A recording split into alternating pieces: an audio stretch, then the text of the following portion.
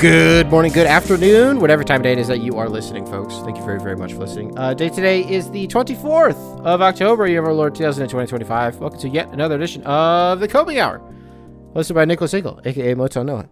I thought today was going to be a fun little, hey, the NBA's back, and a lot of fun games to talk about, a lot of fun performances, individual moments related to broadcasts, and sort of the ins and outs of opening week in the NBA. I feel like more often than not when we talk about the NBA on this show, like this summer, I've just been so cynical, and I usually spend the better part of 30 minutes just kind of talking about, hey, maybe Adam Silver, the rose-tinted glasses that we had on, because the first thing that he did was ban the most publicly racist guy that's ever been involved with an NBA team. Adam Silver just had to say, hey, that's fucked up and you can't be racist in the NBA. This is the first thing that he did, and everybody was like, oh my God, and everybody loved Adam Silver. And then eventually, the mask just kind of started to slip. And maybe we're not so sure. Maybe he's kind of a knucklehead. We kind of just focus on that and the qualms that I have with him and how I think the league has just kind of turned into sort of a fucking circus act. Boy, I gotta tell you, has talk about shit being a circus act. I don't know, man. You know where I'm going with this whole thing. I'd love to just talk about the games, but there has been a new wrinkle added into the NBA and the hashtag this leagueification of the NBA, the soap operification of the NBA. It has just been renewed for a new season. And it's it's like Keeping Up with the Kardashians, how the most recent season of Keeping Up with the Kardashians, the promo for it was Kim K being crying because somebody put out there's a professional hit on her life, and they just sort of they just sort of manufacture drama for the sake of having a reality television show. How about hey, this happened in Succession. Succession did a whole episode about the FBI and the DOJ raiding their offices, and I've seen this episode before, but it's interesting to see it in a new medium, to see it in the NBA. The Feds doing a sweep. Have you seen this? Have you heard about this? Motherfuckers are going to jail. They're working with the mob. They're working with organized crime. And I think, you know what? Maybe we start there because this is a spider web and there's just so many different angles that, man, we're just going to, I don't know how to walk you through this, but we're going to do our best. Here's my first take on the whole thing. Kash Patel comes out, the director of the FBI, makes it clear immediately that we are pointing the finger at the Italians. We are pointing the finger at the mob, the mafia, organized crime. That's who we're, and I just think that this is a win for, I don't know how to describe who the sort of group is, but I do think that the Italian mobster sort of, cartoon character is in a lot of ways a lost art and as a lost sort of archetype of guy. The same way that when you think about the sort of stereotypical Chicago accent, the Bears, that guy is not actually as common as you may think it is in Chicago. Because so many people in the city, myself and my entire family, that lives in this house included, we're all transplants, right? Most people aren't actually from here. And even the ones who are, you don't actually hear that accent as much as you might think. So the take here being, by the way, that I just think that this sort of the Goodfellas type character, I do think is, and in a lot of ways, it's just because the Italian mob does not operate the same way that it did, especially in New York City. At 30, 40, 50 and some odd, and so forth years ago. I think a lot of that has a lot of lawyers listen to the show. I'm sure that surely there's a more nuanced way to frame this, but I think a lot of the reason why organized crime and specifically these Italian crime syndicates aren't as prominent these days is because of just RICO charges, RICO cases. Because it's not they can operate. They can't really operate like cartels anymore when there's a real threat of them serving 100 years in jail. You know what I mean? So it's just not really as much of a thing anymore. No, that's not. But that's not true. It's not true. It's fiction. It's made up. No, apparently they're still rigging games in the NBA. This is another thing, man. We just talked about this in the last episode. How conspiracy nowadays is just so on the nose, and in our culture, our society, and this this expands well beyond America's borders. Our societies are very much veiled in this in conspiracy, and so it's so easy for people, especially in the NBA. You had the whole Tim Donaghy thing. It's so easy for people when bullshit happens that oh man, this is rigged and blah blah blah, everybody's getting their jokes off about ESPN Bet and how, all of these broadcast partners, have just integrated gambling into these broadcasts in such a major way and really shoved it down our throats. And I'm not honestly going to make any jokes about it because everybody's fucking doing it. And the jokes have dried up immediately. Is it still funny? Like, I guess, yeah, like some of it is. Yeah, I saw the clip of ESPN, like, talking about this on Get Up and then, like, very abruptly scrubbing the ESPN Bet promo from the, the bottom ticker. Like, yeah, I saw it and, like, it's funny. But whatever. I don't know, man. I just think this is it's funny. They're for real, like, rigging games. It started like with Chauncey. Okay, we find out Chauncey is implicated in this. And at first they made it seem like, at first in the press conference, they had established that there are like two different cases happening here. And they're not related, but certain actors involved, former players, coaches, or otherwise, are just involved in both cases, but they are separate cases. And so they were like, there's one that's sports gambling and there's one that's not. And the one that was not sports gambling was like, that was Chauncey and Gilbert Arenas. And this was months ago that Gilbert Arenas was indicted in this case. And didn't he say on camera, he's like, I'm fucking snitching. Like, I'm saying, I'm naming names. I'm doing fucking, I'm not going to jail. I'm not going to be in court. Like, this is on y'all. Okay. Well, what they would do is they would like go host these, the fucking mob would like host these poker games. And they would have like special guests, like former athletes, like fucking, I almost said Joe Dumars, like Chauncey Billups or like Gilbert Arenas. And so the people who were invited to play, it was like, that's the allure, is like you're playing alongside athletes. But like these games were rigged. So the like shuffler, like the card shufflers would be rigged.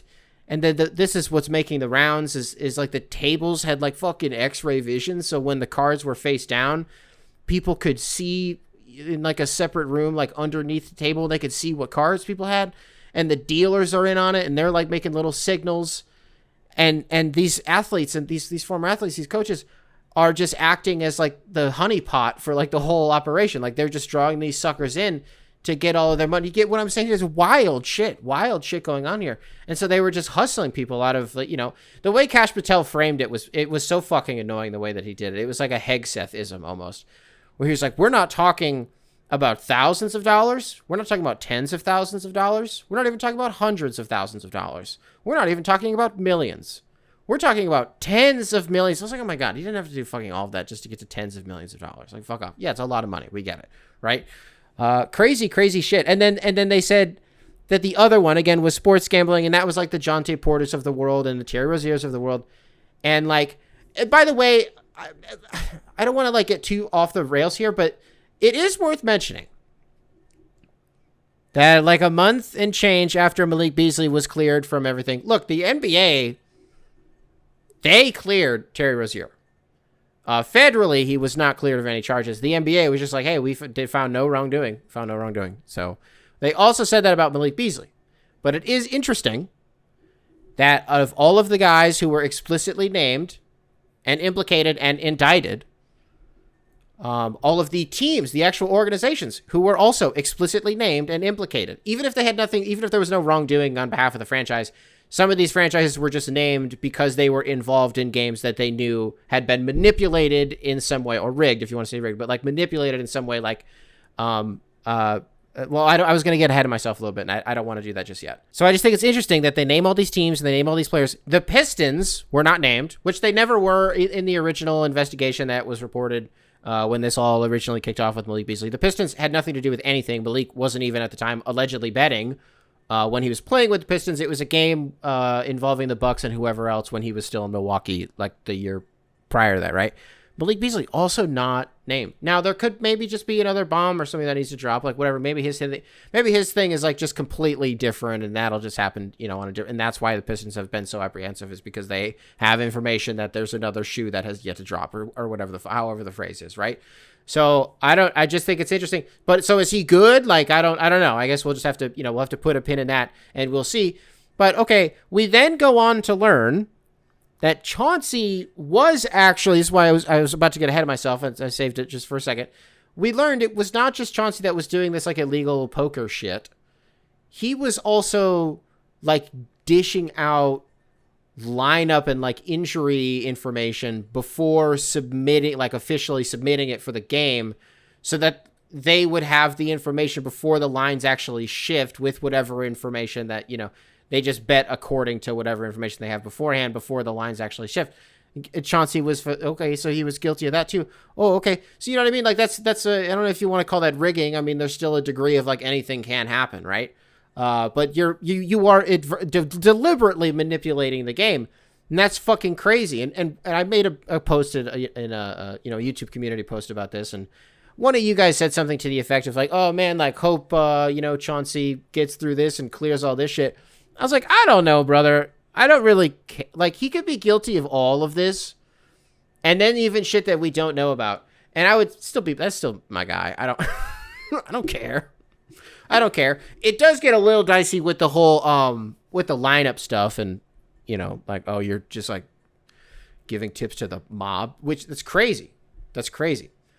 But like an illegal poker ring, if you're gonna get busted for like an illegal gambling ring, it's way cooler if it's like a poker thing. You know what I mean? Like with fucking X-ray tables and shit like that. That's like way cooler than if you're just doing like insider trading, but for gambling. I don't know.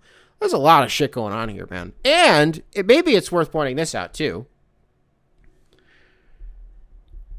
If I'm Kawhi and Uncle Dennis right now, if I'm the Clippers right now, like what's the take here? Because there's something in here about how the NBA could use this for a situation that they otherwise were going to sit on their hands over and not care at all and just let happen, because they had been letting it happen for years. The NBA knew that something weird happened with Kawhi going. There's some backdoor deal that was facilitated when he got to Los Angeles in the first place.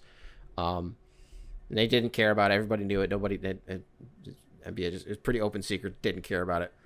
Now it's almost like when the Epstein file shit happens, and then Trump is trying to do anything that he can to like win people over. Like he's like, we have like one signature that we need for the Epstein files to get released. And Trump's like, what if I shut down the government and released the Amelia Earhart files? Whoa, that would be pretty fucking sick. That would be pretty sick if I did that. Huh? You guys want to know what happened to Amelia Earhart? Well, just let me just chill out with the Epstein shit, and I will let you guys know. He did the same thing with the MLK files. Did the same thing. He's like, oh, MLK files. We could find out about that. The FBI killed Martin Luther King, and he released like 80,000 files. Just trying to throw people off the scent. If we just keep doing this, maybe he'll say some cool shit about aliens or something like that, right? This is kind of the same thing. I think the NBA just like has now the aspiration thing in their back pocket, and if they, I don't know, if they want to like temporarily take heat off of them for the fucking, maybe they bring the hammer down on aspiration. You know what I mean? Not on aspiration, I'm sorry, but on the Clippers and on Kawhi and on Uncle Dennis. And they show that they run a really, really tight ship and that they won't tolerate, backdoor deals or whatever. And then so they get a little bit of good PR, and maybe for, you know what I'm saying here? Like maybe it's something, but like you can't not deal with both of these. You can't not deal with both of them. I really, really don't. Look, man, everybody's doing the jokes about all these networks are going to be doing, segments that are sponsored by their network's affiliate sports book or whatever the fuck. Like everybody's making these jokes, and I'm really not trying to, but what do you do, man? What do you do? Like FanDuel Sports Network is the regional broadcast network of how many of these teams? You know what I mean? Every single one of these networks, when they're broadcasting games, they have their own sponsored sports book or like league approved sports book, right?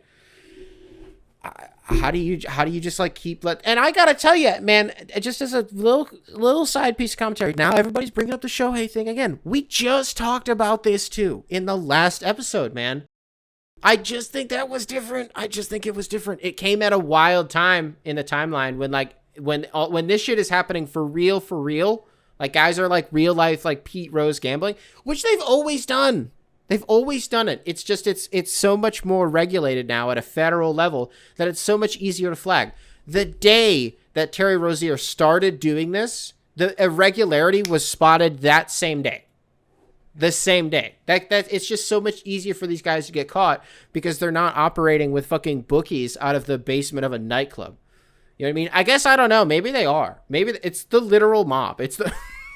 It's just so cool for Italians. I just think it's a really cool moment for them where they kind of like culturally their biggest like what's I don't really want to do an equivalent because it could get like racially really weird if I start doing like what would it I don't want to do this. I just think it's cool. Goodfellas. We haven't had a cool mob movie in how long? The Irishman. Yeah, man. I actually, I rewatched it over like a 3-day period, maybe like 2 months ago. I watched about an hour every day over the course of a couple days, right? Yeah, I've seen it a couple times at this point. Yeah, it's fine. It's fine. It's fine. But like, good for Martin Scorsese. I hope he's having a good day. I hope that he sees what's happening in the NBA right now and he's like, you know what? Those are my guys. Those are my guys. That's really cool. And I just think it's people have sort of, a couple of you guys sent in emails about like, oh, I don't know, blaming Trump for this, I guess. Like, oh, Trump hates the woke NBA and now he's going after. It's a funny bit. It's a good bit. But this investigation started under the last administration. It's very funny. It's very, very funny. And we could for sure like spend like 5-10 minutes like making goofs about that for sure. But it's not true. It's not true. It's going to be crazy though if the ball keeps rolling on this and dudes like start for real going to jail, which I don't know how they wouldn't at this point. Chauncey released a statement. I skimmed it, be honest. I skimmed it. I just more than 2 sentences. Like, I don't care. It sounds like he was like, yep, did this for real. That was me. Yep. I'm ashamed of my actions. All right. Well, fuck. You're going to jail, bro. It's crazy. They're saying, I don't know. They were a little bit confusing on their phrasing. Sounds like maybe like Jonte Porter at some point was extorted. Some people in this operation got extorted at some point. Some people were threatened vaguely. Yeah, sounds like nobody. I don't know. Some like sleeping with the fishes type shit. People have tried to do some dot connecting with that's so how would LeBron be implicated in this in some way? I'm not sure. Jeff Teague did have a weird comment. I don't know if this was recent. I think this was like, I don't know, like this week, I swear. Maybe I'm wrong. But he was like, yeah, if you say anything about LeBron, like people call you and they're like, hey, stop saying shit about LeBron. Stop doing that. So I don't know. Maybe LeBron, La Mafia? What was it La 3-6 Mafia? What did people call him? Oh yeah, because that was when that was his record in the finals. What did they call it? No, it wasn't La 3. I think they just called him 3-6 Mafia. What am I trying to think? Something like that. So one of you out there knows it. It's a weird week for the NBA, man. Weird week for the NBA. We got head coaches going to like getting for real arrested by the feds. Crazy. It's just crazy. I watched Kash Patel up there, and it's like, it's just strange because the things that we talk about on this show, like I don't know. Obviously, we do ball. We love talking about ball, but we also like to talk about sort of the American politicosphere, right? And the vastness of its intelligence apparatus. Well, Kash Patel is a central figure in both of those. Is the Venn diagram crosses, so to speak. And then on that same note, the Venn diagram also crosses when it comes to Kash Patel delivering this news and the information in a press conference. It's like both of the things that we talk about on the show. Kash Patel talking about fucking the Italian mob, Italian mobsters rigging games in the NBA in 2025. I can't believe it. What else happened? Well, like I said at the beginning, I wanted to actually talk about the games, but this thing has just been so crazy. I really just wish I had more commentary. I'm like sitting here thinking, like, am I about to just move on? I guess I'm about to move on. I should have more takes about this, and I just don't.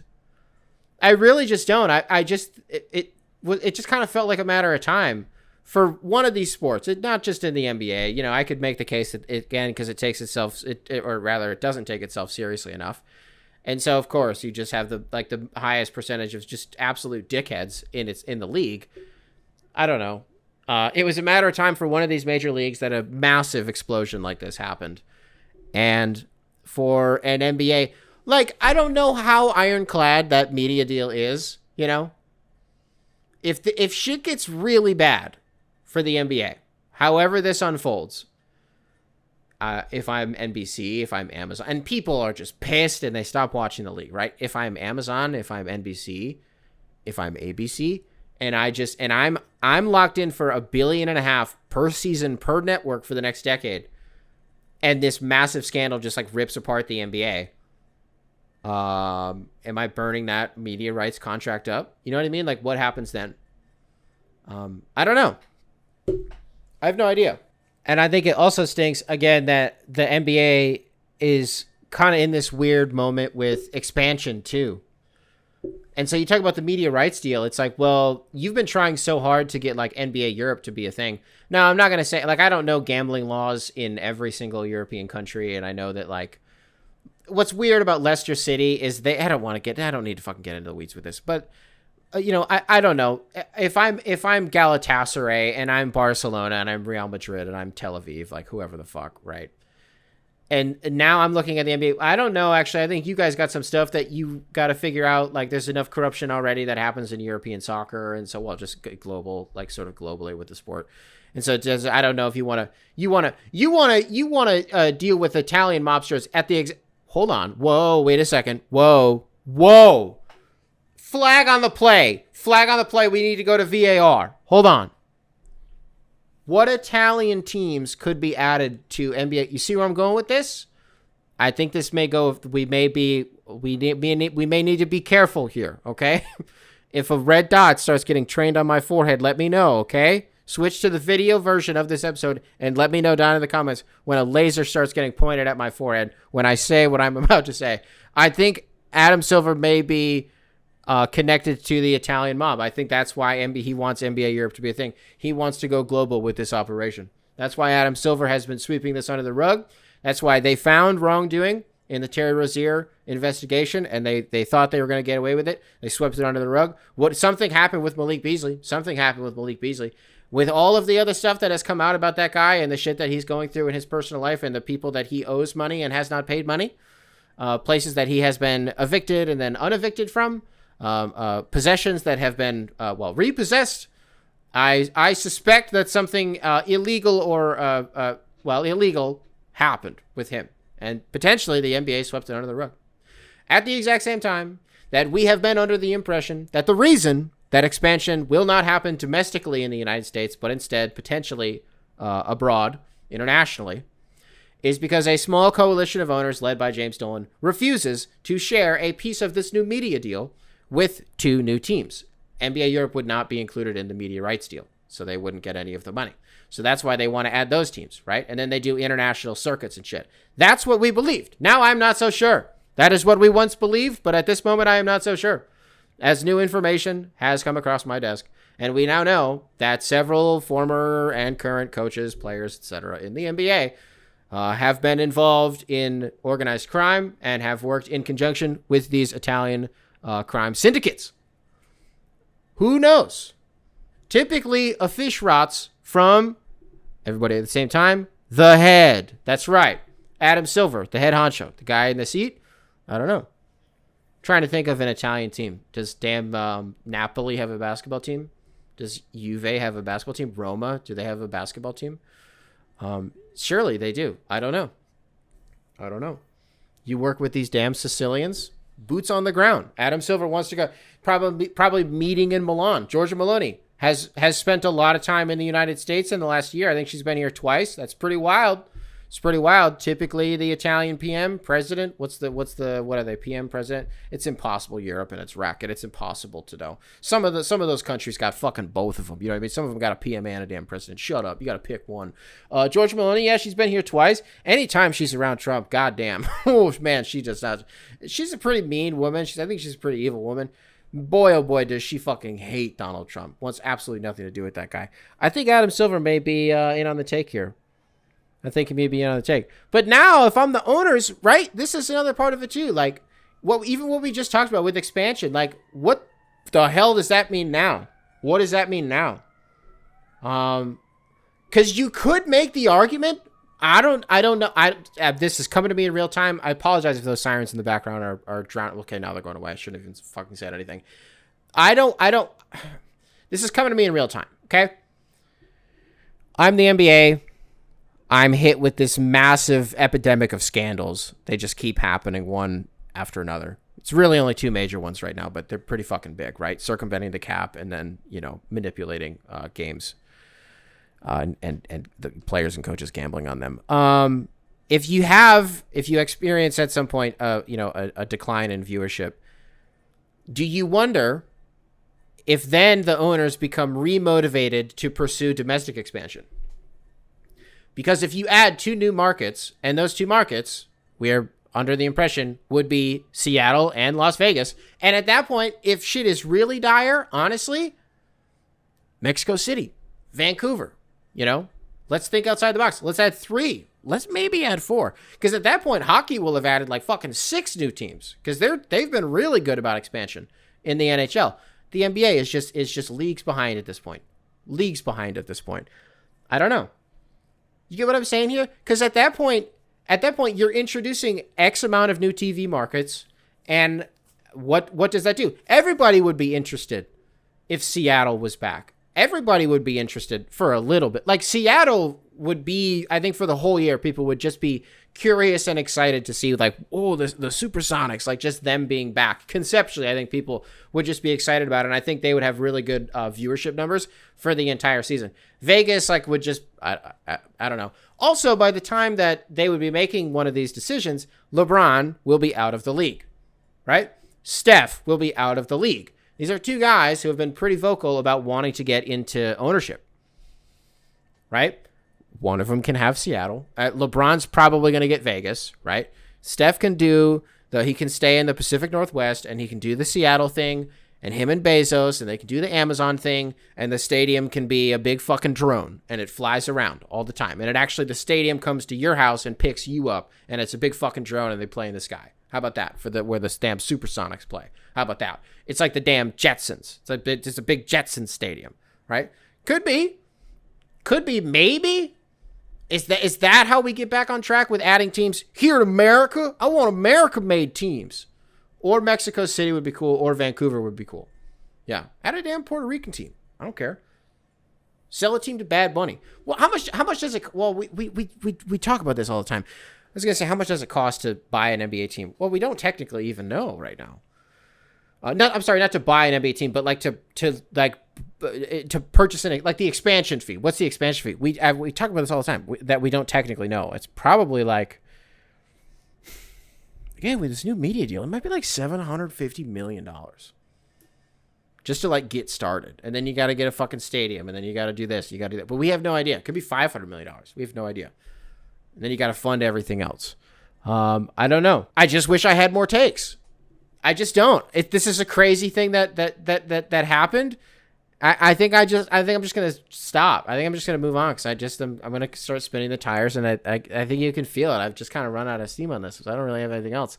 But the games are back. Look, the NBA is actually back, and so maybe we'll let's lighten things up a little bit. Let's talk about the actual games. Opening night, I got to watch. I didn't watch the Lakers Warriors game. I was an adult and I was an adult that day. I had to go to sleep. Got responsibilities. I didn't even finish it. It was Rockets Thunder. Game went to overtime. Apparently, it went to second overtime. Something happened with a timeout that got called or was not given, or I don't know what happened with it. I read about it the next day. Didn't watch any highlights. Went to sleep. Overtime. Whatever. Wish this got wrapped up in regulation. Wasn't meant to be. Fun game. I don't know. Reggie Miller couldn't stop saying, whenever Şengün would do something, Reggie Miller kept calling him Shane Goon. It was very distracting to me. But he was fun. He had a really good game. I did kind of have a little bit of a problem with him, and Jabari Smith was doing this too. I understand that Alex Caruso is like a worldy defender. I get it. But if I'm Jabari Smith and I'm Şengün and I'm like afraid to like face up or even put like my back to him, that's fucking weird. Put his small ass in the basket. You're big as fuck. How about that? Like, what do you mean? For like the first half, neither of them would just like that mismatch kept happening. Now, granted, the Rockets just are naturally they're just sort of big no matter what, right? But they just kept getting that matchup. And they just weren't. Granted, Şengün has such a fun little, because him and Jokic, they really do just play. They've been calling Şengün Baby Jokic like the whole time that he's been in the league. But like, And they really do the same shit. The only thing that I've seen Şengün try to do, he just does not do it the same way that Jokic does. Nobody does, but like when Jokic will back himself into the corner and then do one of those, just like one arm rips it across the baseline, like, and it fucking spins into the opposite elbow. How the fuck did he, like, and it's like behind his head. Şengün has tried to do that and he does not do it the same way. But damn, he's so fun to watch. And I don't get watching Kevin Durant in Houston. Yeah, I don't.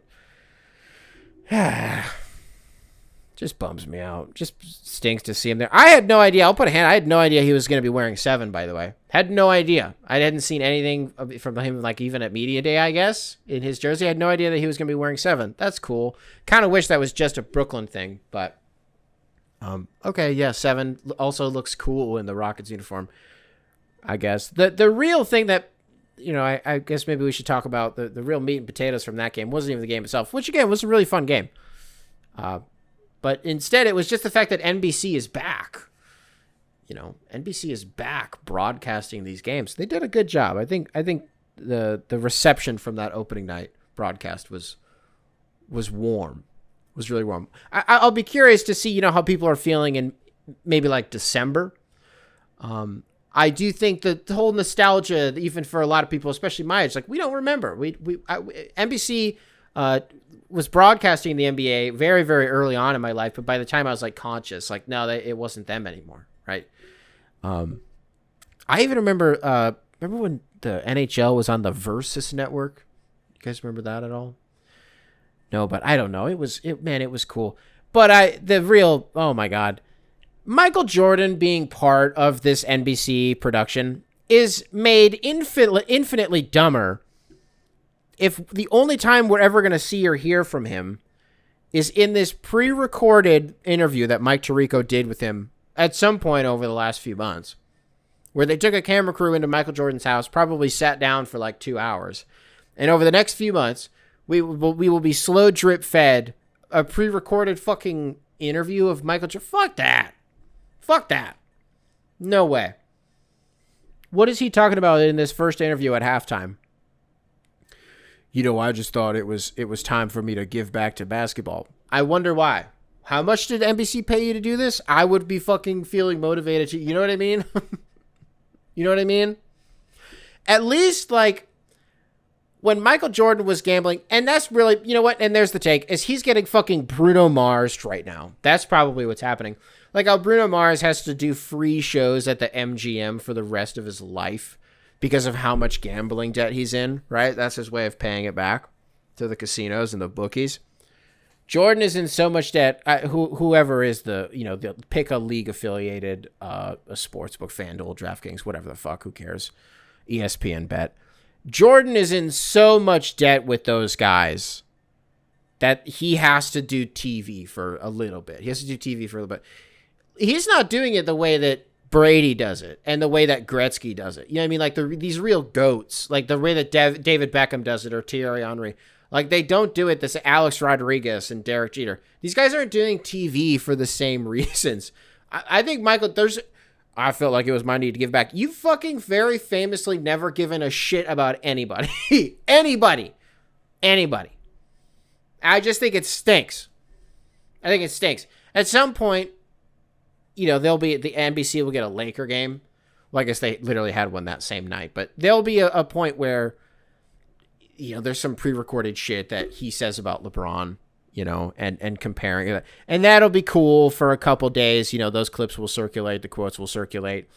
And it'll be cool because Jordan has pretty much like never acknowledged LeBron and mostly vice versa. And I think as everybody understands sort of like the logic of maybe why, but it is crazy that sort of publicly, like even you didn't hear anything about Jordan and Kobe's relationship really from either of them. Mostly from Jordan's perspective until he died, bro. And at his funeral was like, that was the most we have really ever publicly heard Michael talk about Kobe in like a really deep, like affectionate way. He just like doesn't fucking care about these guys. And so one day there's going to be at some point this season, like 2 minutes that comes out of Mike Tirico being like, hey, so this LeBron guy. And I don't, man. I just think it stinks. We what we wanted was yellow eye, liver diseased Michael Jordan on live television. Give him a cigar if you want. Who cares? If that's an FCC fine, it's Michael Jordan, bro. You know, just saying the nastiest hater shit. That's what we wanted. That's what we wanted. But it won't matter. I don't think ultimately it's going to matter. It's Jordan. It's Jordan, and it's a guy that, it's not that we just don't hear him talk about like LeBron or like other players. You just don't really hear from him at all, period. Like, that's why The Last Dance, you know, there are a myriad of reasons why The Last Dance was so cool. But the biggest one was because it was like Michael Jordan telling Michael Jordan's story from Michael Jordan's perspective. And up until that point, you really only had other people's accounts and perspectives of his journey and what his time in the league was like and what his reign was like, his dynasty was like. And to hear, you know, through his eyes and in his own words was a fucking propaganda nightmare. But it was cool. But it was fun at a time, culturally, when we really fucking needed something to watch. And ESPN gave that to us early. And that was cool. And one day when LeBron does something similar, it'll be cool. I just hope they like really wait. You really got to wait. Like, they nailed the timing for The Last Dance. They picked it up. They were like, hey, we need to fucking start doing something that reminds these kids. Because the 2016 finals happened and people really started to have that conversation about LeBron and Jordan. It was 2016 was when it was like, we turned that shit up to 11, right? And so the fucking propaganda, the fucking Joseph Goebbels of fucking the NBA was like, and ESPN was like, we need to start reminding these kids who Michael Jordan was. Took them 4 goddamn years to get that shit together. And then they finally did it. So LeBron, I do not want a Last Dance style, however he does it, when it's his time. I don't want the LeBron 6-part docuseries, you know, to happen in 2030. Fuck no. Unless by that point, Victor Wembanyama has 4 rings. And they're consecutive, you know? And he's got 5 MVPs in a row, 6 Defensive Player of the Years. Unless we're in that territory and like some real freak shit is going on and you're hitting the red button and you're not even eligible for the Hall of Fame yet and you're already panicking, you know what I mean? I'm worried they're going to do it too soon, which is a whole different thing. One of you guys sent in an email about like hey, what do you think about the Starting 5, this Netflix series that they do with a different player from the NBA mic'd up throughout the season, and you get to see the ins and outs of their life, and you know, it's like Hard Knocks, but it's like this super in-depth inside access, like whatever the fuck. They do it for football players in the NFL. They do quarterback and receiver and all this shit, blah, blah, blah. Okay. I just don't care about it, and it's so hard for me to care about so many of these documentaries that come out.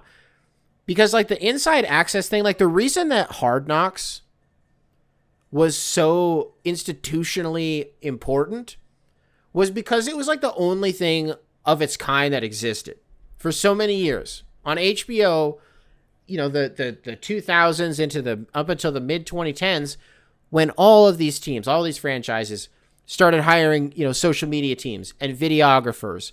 And then eventually these star players started hiring video teams for, you know, production teams for themselves to follow them around. Everybody has the inside access thing now. Every team has their own little YouTube series that you get to see, like, you know, insights from the draft and behind the scenes at media day and like all of this bullshit and during practices and stuff like that, right? They all have it now. Inside access is just so in your face, and it is very much part of the like the culture of being a sports fan is like watching the behind the scenes stuff that your team does. And like the Pistons one is called Under the Hood, and then the Lions one is, I don't remember what the Lions one is called. It's the Lions Den. That's not what it is. Damn it, I don't remember what it is, but it's something like that. I watch those all the time. Right? And so when the United States wins gold in France at the Olympics, and like 6 months later they come out with, was it Court of Gold? This I'm like, it's too soon. Either release that shit immediately, work your ass off and immediately. But when it's like a weird, like 7 months after the fact, I'm like, the timing of this is just weird. Maybe I'm alone in this. Maybe I'm crazy. There's a docuseries on Netflix about Manchester City winning the treble a couple years ago. I watched that one. It was fucking awesome. It was awesome. But it was only awesome because I'm just so interested in the sort of the recent history of things, you know, and things that I don't fully understand and players that I don't fully understand. And I wanted to sort of, I've been using the word culturally a lot today, but you know, culturally for that sport, I wanted to understand more nuances and intricacies that I would only be able to understand if I watched something like that, right? And so it was just a good thing for me to watch. But it was in principle the exact same thing of everything that I'm bitching about right now, where this just exists. It just exists, and to me, it's kind of all the same. And I watched one season of that quarterback show that they did. It was the one where Kirk Cousins like fucking stole the show, and everybody was like, "Oh my god, Kirk Cousins, he's just such a regular guy." It was really cute. Like, yeah. But I don't care about it. Even Hard Knocks anymore. Like, yeah, it was cool when the Lions were on it a couple of years ago, but I just don't. I don't know. I don't care. What's another thing? Pistons. The Pistons are back. Whoa. The Detroit Pistons are back. They played the Chicago Bulls, opened up the season, here in Chicago. They lost. I'm not going to really do too much complaining about the game. There's a lot of dumb shit that happened, especially at the end. I thought the officiating was super soft. It just kind of is what it is. The team also wasn't very good for like most of the game, and then they were down by 23, and then they ended up tying the game up with like a minute and a half left. It was like, oh, maybe they're going to, and then, nope, okay. I'm not going to do too much complaining about the game. I will say this. Do you mind? Let's do this. One overreaction. Let's do my immediate overreaction from the Pistons. It has nothing to do with them actually losing. I don't give a shit that they lost. It really doesn't matter. They'll be fine. But like, I got to tell you this because I spent all summer being upset about this. And I just think that this game just proved me being right. Look, at the end of last year, the Pistons, they lose Jaden Ivey going into the playoffs, and they spend the last, maybe month of the season without him. And then they go into the playoffs, and they don't have Jaden Ivey, and then eventually they don't have Isaiah Stewart. But the point of this is that they didn't have Jaden Ivey, right? And the one thing that we all collectively complained about, was like, it just stinks watching this Pistons team struggle because if K's not on the floor, or if he's just kind of going through like a little cold spell right now, like the food chain scoring-wise is Cade Cunningham is number one, and then number two for Detroit is just by committee. There's not like a number two guy. Even when Jaden Ivey is playing, by the way, he's not always the consensus number two. In an ideal world, like, yes, it's Cade 1, then it's Jaden Ivey 2. But in that instance, you just had to go by committee, right? Then the offseason happens, and the Pistons did kind of what they've been doing in recent years, which is drafting really well, but then what they do is they just reshuffle the deck on like the supplementary pieces, right? So like the Tim Hardaways of the world, the Malik Beasleys of the world, they go get Karis LeVert and they go get Duncan Robinson, right? And they do the things on the margins, like they reshuffle those guys, right? But the core guys, my problem though was like, okay, yeah, like Duncan Robinson, I had a problem and I couldn't figure out what it was when we signed him to that contract. I was talking to Jacob, a.k.a. Rusty Buckets, about this last night. And he's trying to talk about, movement shooters and blah, blah, blah. And, I don't think his contract's going to be that bad. It has nothing to do with the fucking money that we paid him. The third year of the deal is not guaranteed. The second year is only partially guaranteed. If we want to get out of this and he stinks, that has nothing to do with that. I just think he's a guy that Miami very publicly just could not wait to get rid of for like 2 years. And I just think, like, there are going to be 10 games this year where Duncan Robinson is sick and is amazing. And then 3 games where it's like, oh, wow, he was really, really good. And then every other game, I just think he's going to fucking stink. And in the first game of the year, I just thought he fucking stunk. And I had my little fucking hater glasses on there. I got a little sidetracked. Because the point of what I'm saying is he's just one of those by committee guys that when the Pistons, and they have this in common with the Tigers, man, they really do. Collectively, when the team is hot, they're fantastic. It's a great team. They're fantastic. And for the first 4 months of the season, the Tigers were. But then, like, when even everybody has an average night at best, they're going to get fucking killed, and they have no punch on offense. Because, look, Cade he did not have a very good first game. He had a good, like, end of the fourth quarter and, like, keeping the Pistons alive and getting them, back into the game. He's very, very good when it mattered. But he just had a weird shot selection, and it's a whole fucking thing. And I don't really even want to get too much into what actually happened in the game because it doesn't matter. It's the first game. Who cares? But I don't know, man. I just look at a team that even when Jaden Ivey comes back, which could be like a month at this point, we still don't know. Well, he has to get reevaluated in a couple weeks, and then we'll know. I just think when he comes back, I just think they need another guy. I just think that they need another guy that they know can get them a bucket, and that when Cade isn't in the game, they're not going to fucking explode, you know? And it's been communicated. Like, that's going to happen this year. It could be Lauri Markkanen. Could be. Could also very easily be a guy that we have no idea is, like, they're not even available right now. You know, teams have weird seasons. The first 2 months, a lot of shit happens. And maybe by January, there's a guy who we're like, oh, how about that guy I don't know who that's going to be. It's unknowable. There's no way of knowing. It could just end up being Lauri Markkanen, though. You have no idea. I just think they need another guy. I just think they do. I will say, positive note from Cade. God damn, I love watching him, like, settle into mid-range jumpers. Even when it's, like, 10 feet away. There's just, like, you just watch him in fractions of seconds, like, get set. And it's just so smooth. Just watching him take middies is so nice. And it was fun to watch the team, just be back. I'm excited for this season. I'm excited to see how good they are and what they can do. And here's actually another take that I had last night when I was watching the Pistons. It's about Isaiah Stewart. I just think, and I mean this from the bottom of my heart, when they do what we were just talking about, the aforementioned, they go get another guy trade, right? Which, one last thing. It doesn't mean nothing. It does not mean nothing that the Pistons are like, hey, we're going to wait to extend Jaden Ivey and Jalen Duren. They're both eligible to be extended. The Pistons are waiting. They're chilling. Why? Because if they sign either of those guys to extensions, then they might not be able to trade them when the time comes to go get that guy later this year, right? Because it's gonna have to. I don't believe they would trade Duren. I mean, it would have to be fucking Bam Adebayo. You know what I mean? Like someone like that coming. They would not do that for Lauri Markkanen. I don't believe it. I believe they would do Jaden Ivey. I believe that. If it's Duren, it's got to be a fucking. You know what I mean?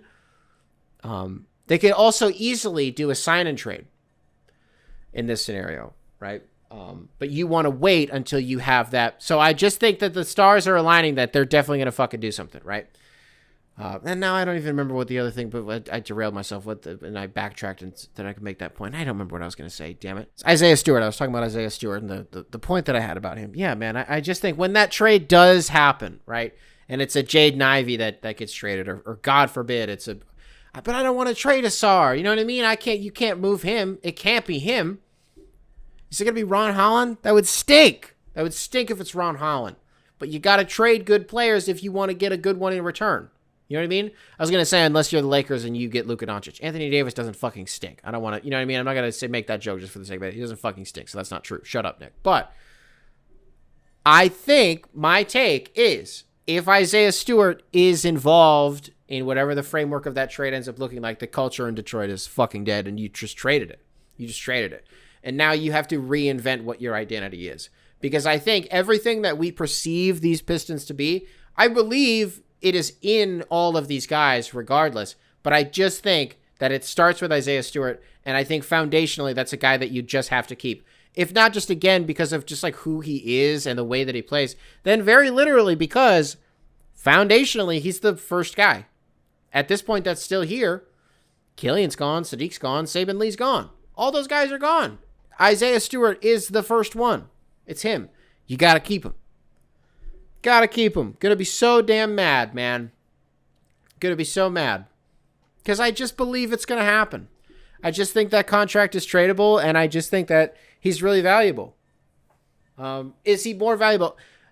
This is where it gets a little. This is where it's like, well, no, is he? That's why you would trade. I was going to say, is he more valuable than Asar? No. Is he more valuable than? Well, culturally, I believe that he is, but actual basketball, no. Is he more? What's the word I just said? Ron Holland? Yeah, no, I would maybe. That depends on the team. That just completely depends on the team. And another piece of commentary on Ron Holland. So the way that Jahmyr Gibbs switched his number from 26 to 0, and it was kind of like, oh, that's too bad because you looked like really, really good in 26, and 0 is just kind of so like bad. And then, like, all right, I'll get used to it because like you're sick. And what is this, like week 8? Yeah, I'm like pretty much used to it at this point, but like I still just think 26 is way better. But I'll get used to it. It is literally the antithesis of what is happening with Ron Holland, where him switching to number 5 immediately made sense, and he looks awesome in it. And if Isaiah Stewart is the number 1 agitator on the team, Ron Holland is number 2, right? Like 100% number 2. Such a funny little shit talker. Like an uncensored, mic'd up Ron Holland. I would love to hear that. Really, really like watching him play. I just really like this team. I really, really like this team. Would love it if there was somebody who could like initiate at all when Cade's not on the floor. And well, Nick, that's where Jaden Ivey comes in. Yeah. Yeah, I know. I've not been shy about it, man. I'm not a huge fan. Not a huge fan. I try so hard. I don't like Purdue. I just think the whole bull in a china shop thing is annoying, and I think the games where he's great are really fun. But I think more often than not, it's just really frustrating. And I think when you go downhill as fast as he does, and you just kind of like, you stay upright and you bounce off of everybody, and it's like you don't really have a plan. You're just kind of like inviting contact and hoping for a whistle, and maybe you do some acrobatic shit at the rim because he has really good body control. He really does at the rim, and he can just kind of float. But I don't know. More often than not, it just seems he's just very clanky to me. It's just has never really seemed fluid, and I don't really the whole injury thing. People on Reddit always like to point out when they say mean things about him, it's, well, he's injury prone. I'm like, well, but the injury that he had that knocked him out for the rest of the season and subsequently the playoffs last year was like a freak injury because Cole Anthony is a cheating pussy and tried to kill Jaden Ivey. Like that's what happened. That was like just some freak shit. You know what I mean? Like the one that he just had. Well, it was interesting that the language that the Pistons used in their press release was that it had nothing to do with the injury that he just, I don't even know if it might not be the same leg, but it has, at least as if it is the same leg, has nothing to do, it's completely disconnected from the injury that he just had. And so I don't know, shit happens. And again, he plays a super physical brand of basketball, and this is just kind of what happens, He's put on a lot of weight, like good weight, like muscle. And, for, again, the way that he plays, that's great. That's cool. Love that. But they just need a guy. They really, really need a guy. What else was there? Man, this Victor Wembanyama. We talked in the last episode about Shohei Ohtani and how he had what is largely believed to be the single greatest performance in the history of a Major League Baseball game, and potentially the greatest individual performance in the history of sports, period, ever. At least here in America. And it's tough to hear something like that and not immediately just think like, well, that's hyperbolic, because that's just sort of the nature of the digital age that we live in is one of hyperbole. And everything is the craziest thing that's ever happened. And every game is the best game that you've ever watched. And every call is the worst call that you've ever seen in your life, and you sort of get desensitized to words, but the images can, really strike you. And the images that we saw unfolding in Dodger Stadium that night that Shohei Ohtani hit fucking 3 home runs and had 10 strikeouts and, all this to send the Dodgers to the World Series was one of the craziest things we had ever seen. And I got to tell you, man, this Victor Wembanyama game against the Dallas Mavericks on opening night was one of the craziest, yeah, I'm fucking here, games I've ever seen. Some of these, if you just go back and watch, I watched separately, I watched an extended highlight of every single Wembanyama attempt and every single Cooper Flag attempt, right? Just to see them individually, them going at each other. I got to tell you that some of this Victor Wembanyama shit, bro. So there was one sequence, I think, in the third quarter where he like swats lively on some insane shit, comes down the other end of the floor, step back 3, like, and 1, and just nails it. I mean, the way that this guy moves, like, as he puts up 40 points and 15 rebounds and the damn 5 blocks, and man, I just don't know. I don't know. I just don't know. It's in some ways the same feeling you get when you watch Shohei, where you're just like, how the fuck how does a guy like you do what you're doing? I mean, with Shohei, it's like, how does a guy who's 6'8" rake 470? Like, how the fuck do you think, With Victor Wembanyama, it's like, oh, how does a guy who's 7'7" go from half court to, knee highs at the rim in one dribble? Well, it's because I'm 7'7". You know what I mean? But there's just a mesmerizing of vacation of basketball when you watch this fucking guy play. And it's so funny because for so many years when I was younger, you know, people would talk about, oh man, one day there's going to be a guy better than Jordan, and one day there's going to be a guy better than LeBron, and one day there's going to be a guy who's like 7'5" and can shoot threes and can do all this and blah, blah, blah. And you're kind of like, yeah, like that's the guy that you make in 2K, you know? And then like those guys kind of started to become commonplace in the NBA where like guys just got really big and they just have become like more talented and more versatile. But like conceptually, like that guy can't exist in real life. You know what I mean? Like that guy can't exist in real life. Victor Wembanyama is everything that when you were a kid, you would make the most cartoonish guy imaginable. It sounds like I'm like, no, this is actually what he is. And he's just a guy who can do everything on a basketball court, and a guy who you very literally cannot take your eyes off of. You cannot take your eyes off of him. And you really hope, man, I don't want to say this. It's such a fucked up thing for me to say after I'm just trying to like say nice things about him, but it's for me to be like, well, you know, you hope he stays healthy. Well, obviously, but you know, guy's that big. I don't know. He just got fucking blood clots in his arms. Like, I don't know. So that's why I'm a little bit apprehensive to do the whole greatest I'm fucking here game I've ever seen in my life. And what I mean by that, by the way, is like, I don't know. We've spent the last 2 years in the NBA manufacturing conversation about who the future face of the league is. We've never talked about this before. Nobody has ever talked about this before. I don't know. I don't need to say that. Nobody's ever talked about it before. But it's such a big conversation these last couple of years. Is who's it gonna be?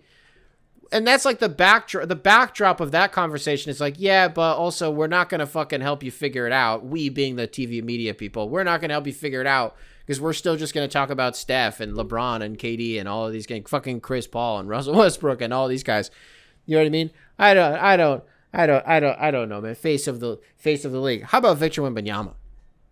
How about that? Them San Antonio Spurs. And that's why in the last episode, again, I fucking was like, I just would think it would stink if Giannis gets traded to San Antonio. It would stink if you're a Bucks fan because then you would just get absolutely nothing fun in return at all. But it would stink because Giannis and Victor Wembanyama, fuck off. Fuck off. No way. What else was there, folks? I don't know. Probably about does it.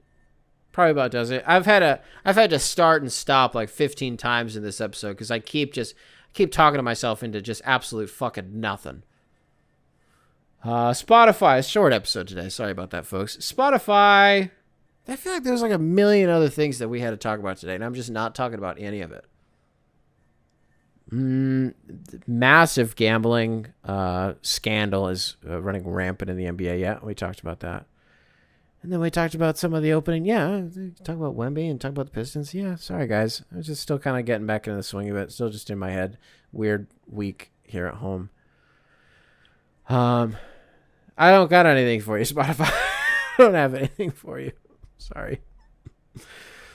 The Italian Mob is back. That's cool. Gabagool. That's cool. Good for them.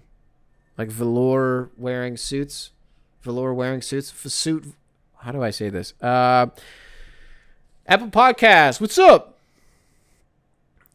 If you're watching this on YouTube, be sure to leave a like, subscribe, nice little comment for the algorithm. Make sure to keep primary control in check. And I will catch you guys in the next one.